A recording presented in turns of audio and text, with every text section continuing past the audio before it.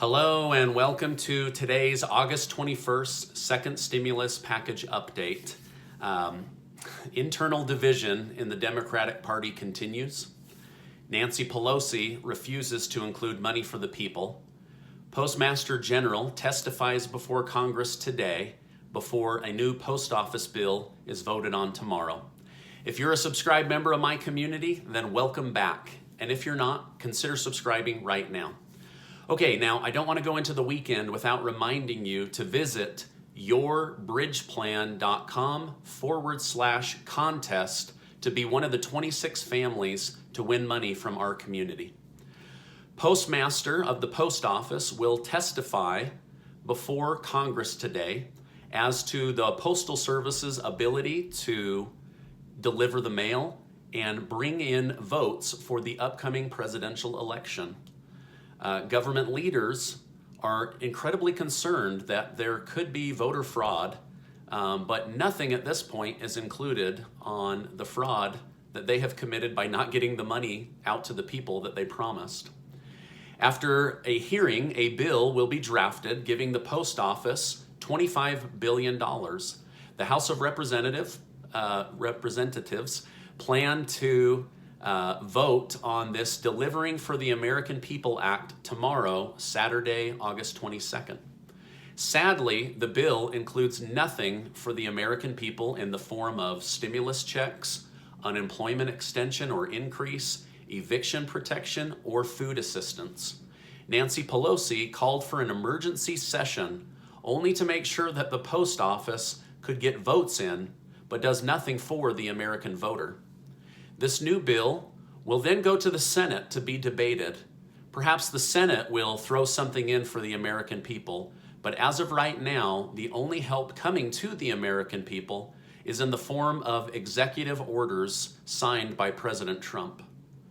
From reports I'm reading and also many letters, many Democratic leaders are begging House Speaker Nancy Pelosi to include a simple package with the postal bill for $1,200 checks and higher unemployment, but she has flat out refused to include them, even at the urging of her own party.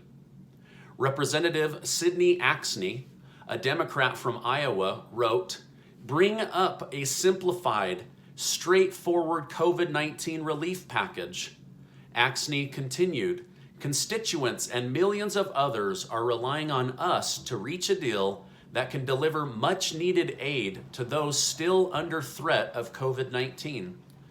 The letter calls for extended unemployment benefits through at least the end of the year and eviction moratorium, continuation of the payroll protection program, and another stimulus check direct for the people, among other things.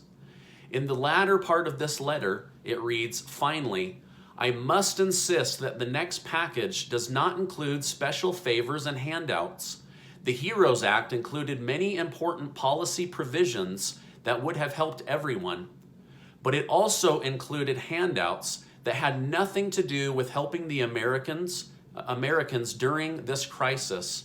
By including things like tax breaks that overwhelmingly benefit the wealthy, $100 million for chartered fishing, expanded PPP eligibility for big oil and pharmaceutical lobbying groups, we fail to demonstrate the focus the American people ask of us."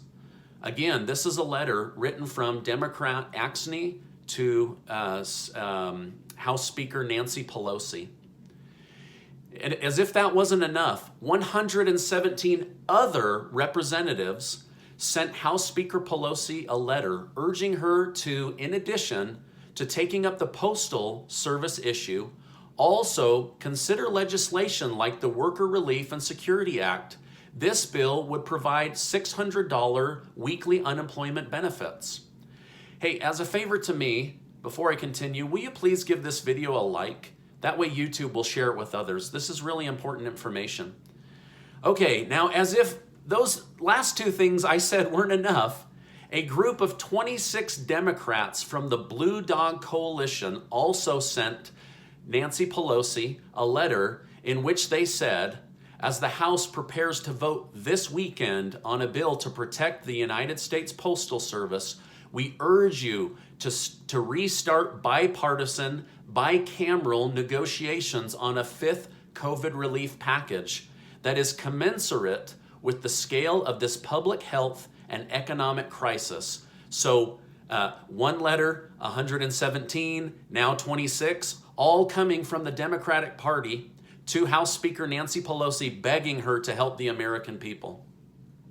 On the Republican side, in the Senate is working on a bill that would address money for schools, unemployment, a reduced amount of money to the post office, but still money to the post office, liability protections for businesses so they can reopen, and a second smaller round of PPP money to small businesses. I'm not sure why they can't just take what the Senate is working on the Republican side and what the Democrats are working on in the House and just blend the two and help the post office and the American people all in one weekend. But sadly, that's not where it's headed. Again, it's like they care about votes, but not about voters. The Republican National Convention will begin next week. The Democratic National Convention ended last night. Regarding the extra money for unemployment from states, South Dakota refused the money because their governor said that they are okay as a state and to please pass that money on to other states that are still struggling. New York rejected the money outright because Governor Cuomo said he thinks it's illegal. Sorry, New York.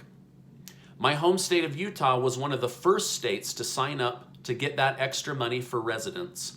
Hopefully, whatever state you live in is signing up to get that extra federal money for you. Again, make sure to check out the community giveaway at yourbridgeplan.com/contest to be one of 26 families that we are helping get groceries, back to school money, or to cover some kind of bill. I wish it could be more, but those 26 families will be grateful. We helped 20 families last week. Hey, I just want to acknowledge as we go into the weekend that I know that this stuff is stressful. Please do not forget that you are amazing. Don't link your self-worth to government leaders because it's not worth it. I appreciate you being in my community, and I'll see you on the next video.